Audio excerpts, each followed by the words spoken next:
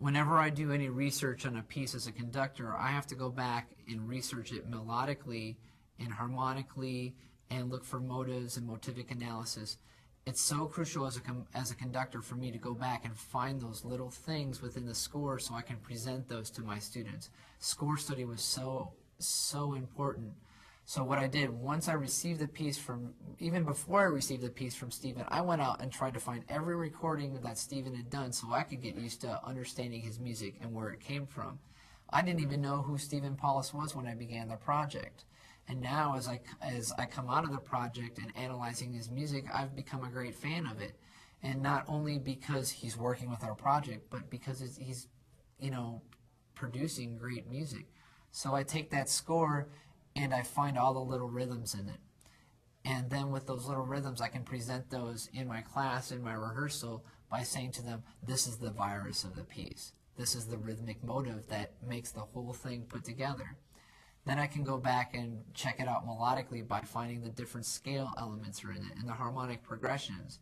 That way the students know what to listen for and ways to practice it and learn the piece sooner.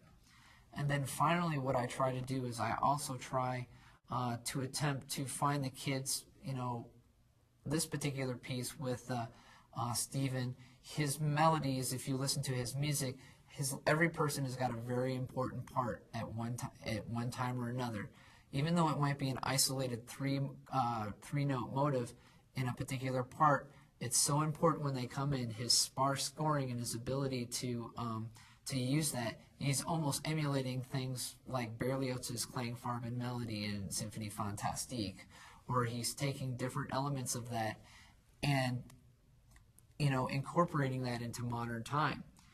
Great composers rip off from the greats, and that's the one thing about it. Even when you compare other composers today, we find that melodic and harmonic content from other composers, such as John Williams, for example. In all his films, he always thanks all the greats. Thank you to the Academy, and then thank you to Mahler, and to Berlioz, and Wagner, and Debussy, and what other elements.